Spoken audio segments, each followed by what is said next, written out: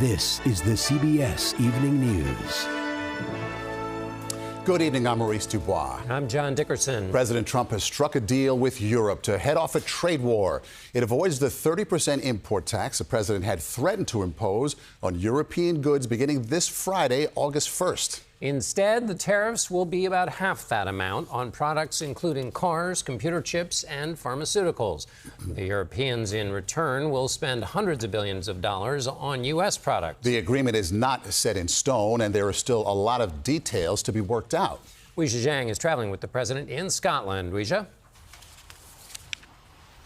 Well, good evening. Those details will determine how much more U.S. consumers will pay for products from the EU on things like furniture, rubber tires, and wine. Even though President Trump lowered the tariff rate from 30% to 15% last year, it was just 1.2%. Still, Trump says this is the biggest trade deal of them all.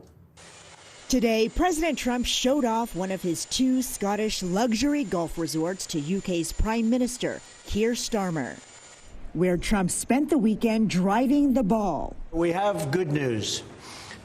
We've reached a deal. And driving a new trade deal with the European Union across the finish line after months of tense talks. I think it's great that we made a deal today instead of playing games. I think it's the biggest deal ever made. The president of the European Commission, Ursula von der Leyen, acknowledged the substantial trade deficit in early 2025, with the EU exporting nearly $140 billion worth more of goods than it buys from the U.S. The two biggest economies should have a good trade flow between us. Trump said the tariff rate for EU's 27 member countries would be 15% on most imports, including vehicles, while there would be no tariffs on U.S. exports. The EU has agreed to purchase U.S. military equipment, $750 billion of American energy, and increase its investment into the U.S. by $600 billion. Trump also called out Vladimir Putin for his lack of action toward ending the war in Ukraine.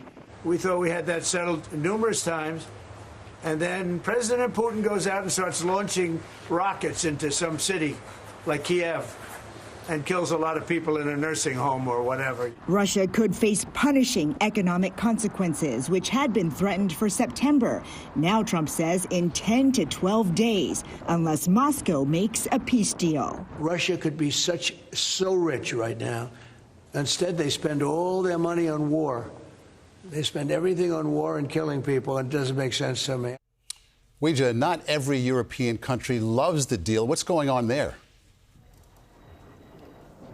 Well, the reaction from EU countries has ranged from relief that the tariff rate is not higher to sharp criticism. The French said it is a dark day because the EU resolved to submit. And Hungary's prime minister said Trump ate von der Leyen for breakfast. One of their points is that the EU has not pushed back with retaliatory tariffs. Weijia, on those secondary sanctions on Russia, how much of a threat really is it for the president to offer those? So those secondary sanctions would be on countries like China, India, and Turkey that buy Russian oil. Moscow sells to them at a discounted price, so they'll have to weigh whether it's worth the 100% tariff that Trump is threatening when they're trying to work out trade agreements. And there's also a question of whether Trump will follow through. In March, the administration announced secondary sanctions